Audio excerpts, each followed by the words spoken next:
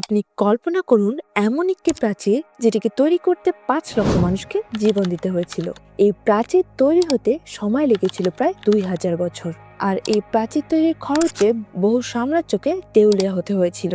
নদী থেকে পুকুর, মরুভূমি থেকে পাহাড় পেরিয়ে সমুদ্র পর্যন্ত বিস্তৃত এই প্রাচীর শুধু বিশ্বের সবথেকে বড় মানুষের তৈরি গঠনই নয়, এটি সপ্তম আশ্চর্যের অন্যতম এবং এক অপূর্ব স্থাপত্য নিদর্শন। আর এটা হলো চীনের মহাপ্রাচীর, the great wall of China, যেটা কিনা ২১,১৯৬ কিলোমিটার পর্যন্ত বিস্তৃত। এই প্রাচীরটি যেমনই জনপ্রিয় তেমনি এর ইতিহাস রহস্যে ভরা। কিন্তু প্রশ্ন হলো, চীনের এই মহাপ্রাচীর কেন তৈরি করা হয়েছিল, আর এর সঙ্গে ড্রাগনের কি সম্পর্ক, আর কেনই বা এটিকে বিশ্বের সবথেকে বড় কবরস্থান বলা হয়? এত বছরের পরিশ্রমের পরেও কেন একে ব্যর্থতা হিসেবে দেখা হয়? আজকের ভিডিওতে আমরা জানতে চলেছি চীনের মহাপ্রাচীরকে ঘিরে থাকা এই সব রহস্যের কথা, যে রহস্য আজও মানুষকে ভাবিয়ে তোলে।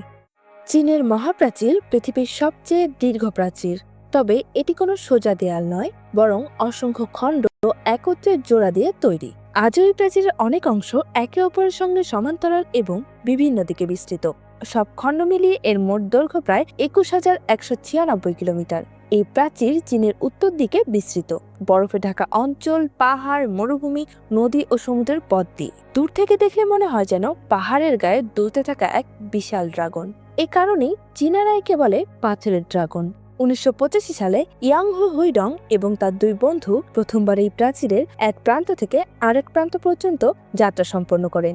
তাদের এই যাত্রায় সময় লেগেছিল প্রায় ৫১০ দিন, অর্থাৎ প্রায় ১৭ মাস। আজ পর্যন্ত কেউ পুরো প্রাচীরটি অতিক্রম করতে পারেননি। চীনা বিশ্বাস অনুযায়ী ড্রাগন শক্তি, রক্ষা ও ঐশ্বরিক ক্ষমতার প্রতীক। অনেকের ধারণা, ১০০০ বছর আগে এক ড্রাগন উড়ে এসে এই প্রাচীরের পথ চিহ্নিত করে দিয়েছিল এবং সেই পথ অনুসরণ করেই প্রাচীরটি নির্মিত হয়। বিষয়টি যদি ইতিহাসের দিক থেকে দেখা যায়, খ্রিস্টপূর্ব ২২৩ সালে সম্রাট কিন সি হুয়াং প্রথম এই প্রাচীর নির্মাণের কাজ শুরু করেন। পরবর্তীতে বহু রাজবংশ এতে সংযুক্ত হয় এবং পুরো প্রাচীর সম্পূর্ণ হতে সময় লাগে প্রায় ২০০০ বছর। এই দীর্ঘ সময়ে প্রায় ২০ লক্ষেরও বেশি শ্রমিক কাজ করেন এবং প্রায় ৫ লক্ষ মানুষ তার প্রাণ হারান। অনেক শ্রমিককে প্রাচীরের পাশেই কবর দেওয়া হয়েছিল। এই কারণে একে বিশ্বের সবথেকে বড় কবরস্থান বলা হয়। প্রাচীরটি তৈরি করা হয়েছিল বড় আকারের ইট, পাথর এবং চুনের সঙ্গে চালের গুঁড়া মিশিয়ে। এর গড় উচ্চতা ছিল ২৩ ফুট এবং প্রস্থ ছিল ২১ ফুট। প্রতি ১০০ মিটার অন্তর ছিল ওয়াচ টাওয়ার, যেখান থেকে শত্রুর আগমন সংকেত দেওয়া হতো। এত শক্ত প্রাচীর থাকা সত্ত্বেও চেঙ্গিস খান সহ বহু বিদেশি শক্তি এই প্রাচীরকে অতিক্রম করে চীনে প্রবেশ করেন।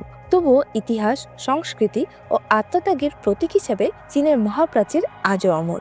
এটি শুধু ইট আর পাথরের দেয়াল নয়, এটি ১০০০ বছরের এক জীবন্ত ইতিহাস।